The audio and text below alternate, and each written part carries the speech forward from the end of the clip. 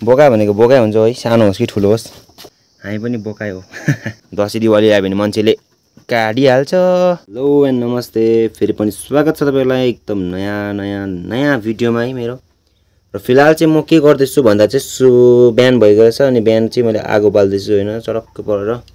यो चाहिँ खोले पकाउने चुल्हा हो हाम्रो, खाना पकाउने भित्र छ अनि यो चाहिँ खोले पकाउने हो, तर पानीहरू पनि यहाँ तताउँछ है। किन चाहिँ मैले आज यो पानी तताउँदैछु, किन आगो बाल्नु आवश्यक पर्यो भन्दा चाहिँ अब चाहिँ लागिसक्यो के भन्छ विन्टर, एकदम हिउँदो महिना लागिसक्यो नि त होइन।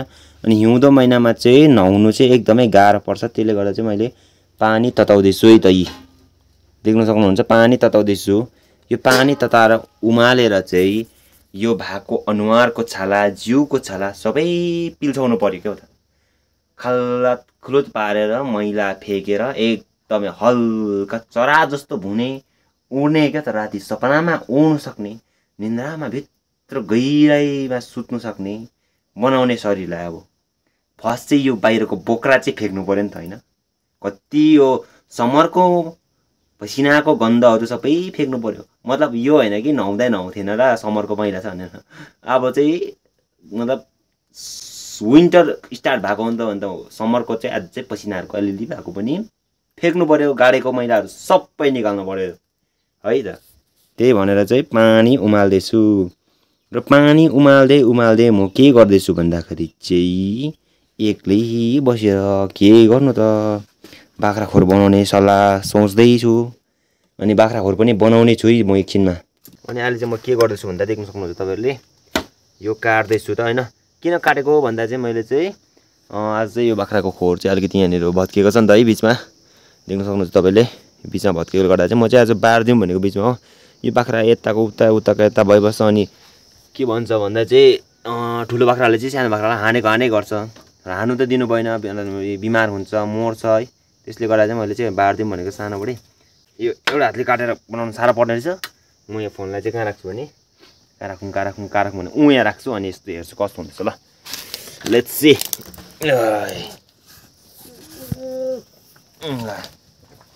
जति देख्छ होइन त, देखेन भने देखेन।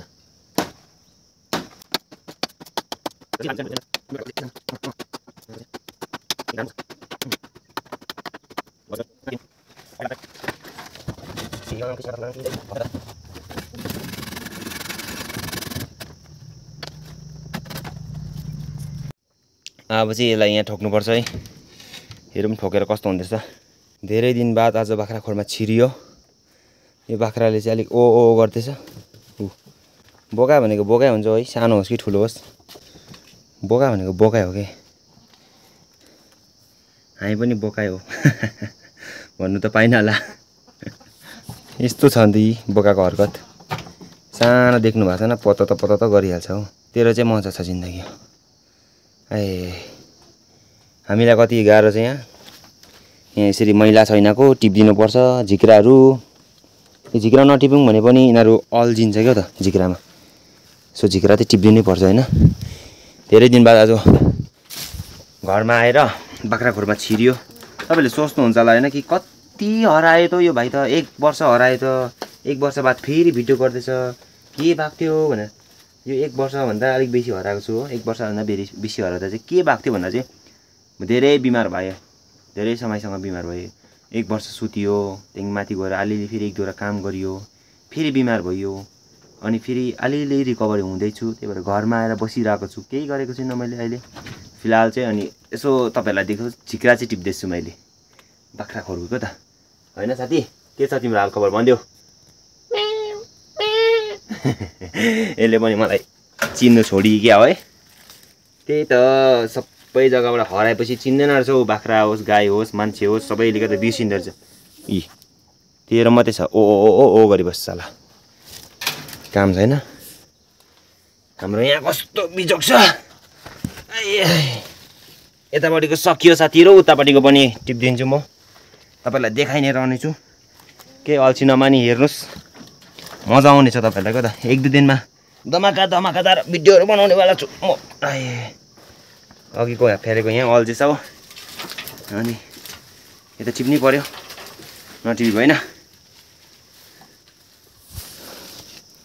ल है त साथीहरू हेर्दै गरे अझै म के गर्दैछु आज ल धेरै समय बाद काम गर्दैछु घाम पनि उपर आयो सायद अलिकति काम नगरेकोले गर्दा होला छिट्टो गलेर सास फुलिँदो रहेछ कति एकछिन साह्रो पर्दैछ बोल्नै साह्रो पर्ने भइहाल्दैछ है हेर्नुहोस् त लु मैले ठोकेको थिएँ नि जुन चाहिँ ठोकेर यस्तो बनायो यस्तो बन्यो यिनीहरूले बोक्रा उकाएर खाइसक्नु लागेछ दुईपट्टिको मिलेर बोक्रा उकाउँदै खाँदैछ है त हो मैले त तिमीहरूलाई बार पो बारिदिएको त खानुको लागि थोरै न हालिदिएको हो तर खाएको के तिमीहरूले खानु सक्छौ बोक्रा तिमीहरूलाई मिठो लाग्दो रहेछ यस्तो देखेँ साथीहरू हेर्नुहोस् है मैले बारेको अब चाहिँ यो बाख्रा अघि यता थिएन सेतो मैले यता हालिदिएको नि त हो अब चाहिँ यसले पोस्दैन होला यताउता होइन दुईपट्टि अनि हानाहान गर्दैन होला खुसी भएर बाँच्नु पऱ्यो नि तिमीहरू पनि एक बारको जिन्दगी दसैँ दिवाली आयो भने मान्छेले काटिहाल्छ अब जति बेलासँग बाँच्नुपर्छ खुसी भएर ल